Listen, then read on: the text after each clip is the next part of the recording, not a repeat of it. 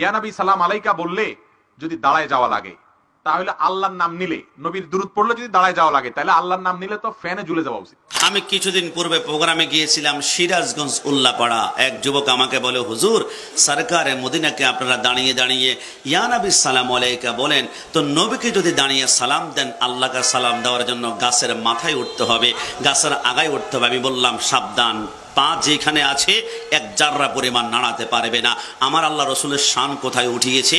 আমি গোলাম রাব্বানী কাশেমী 1 কোটি বছর হায়াত যদি পাই, সেকেন্ডে সেকেন্ডে নিঃশ্বাসে নিঃশ্বাসে রসুলের গুণগান যদি গায়, আল্লাহ যেখানে নিয়েছে 1 কোটি বাগার 1 বাগার কাছও আমি নিতে পারবো না। বলে কেমন ভাবে? আমি বললাম তাহলে আমার সাথে কল্পনা করো, পবিত্র কোরআনে সূরা রহমানে আল্লাহ একটা আয়াত নাজিল করেছে, কুল্লু মান আলাইহা ফান ওয়া ইয়াবকা ওয়াজহু রাব্বিকা যুল জালালি ওয়াল ইকরাম। কিয়ামত যখন হয়ে যাবে, ইসরাফিল যখন সিংহায় ফুৎকার দিবে, দ্বিতীয় সিংহায় ফুৎকার দিলে তামাম দুনিয়াতে কেউ থাকবে না। আমার আল্লাহ বলে, আজরাইল কে রে আছে? আজরাইল বলে, আল্লাহ আপনি আছেন, আমি আজরাইল। আমার আল্লাহ বলে, কিরে কেউ যেহেতু নাই তুমি কেন থাকবা?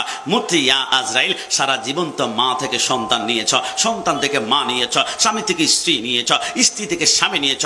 আজরাইল নিজের রুট আজকে নিজেই তোমাকে কবজ করতে হবে। আজরাইল যখন নিজের রু নিজে কবজ করা শুরু করবে, কিতাবের মধ্যে লেখে এত জোরে আজরাইল একটা চিৎকার মারবে, গোটা জমিনটা 3 বার থরথর থরথর থরথর করে কাঁপবে। কিরে আজরাইল তোর কি হলো? আল্লাহ মওতের কষ্ট যে এত, যদি আমি জানতাম মানুষের রূহ কবজ করার দায়িত্ব আমার হাতের মধ্যে নিতাম না। কেমন রে আজরাইল? আজরাইল বলে, আল্লাহ একটা জ্যান্ত ছাগলকে 2টা পা উপরের দিকে বেঁধে যদি চামড়া টেনে ছিঁড়ে ফেলা হয়, যেমন কষ্ট হবে তার থেকে 70 গুণ বেশি কষ্ট হচ্ছে সাকরাতে মওতের সময় মওতের কষ্ট। আজরাইল যখন মৃত্যুবরণ করবে, এখন কেউ নাই, শুধু ইল্লাল্লাহ ইল্লাল্লাহ ইল্লাল্লাহ ইল্লাল্লাহ, আল্লাহ কেউ নাই। আমার আল্লাহ বলে, আসমান জমিন আরশ কুরসি লৌহ কলম গাছপালা তরু লতা জিন ইনসান নাই নাই কিচ্ছু নাই। আল্লাহ যদি কেউ না থাকে তাহলে আপনার জিকির কি এখন বন্ধ?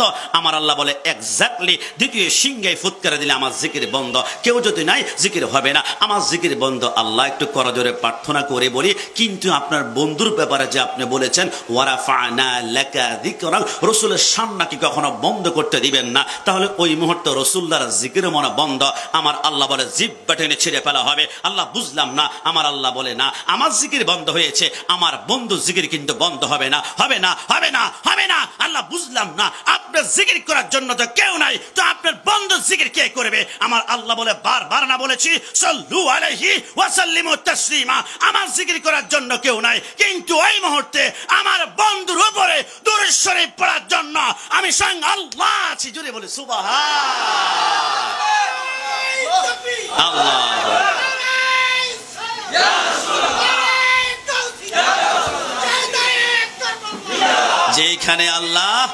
যেখানে আল্লাহ নিজের জিকির বন্ধ করে তারা বন্ধু জিকির বন্ধ করতে দেন না, সেইখানে গোটা পৃথিবীর সমস্ত বাতিল যদি একজোট হয়ে সম্মিলন করে রাসূলুল্লাহর শান জাররা পরিমাণ কমাতে পারবে?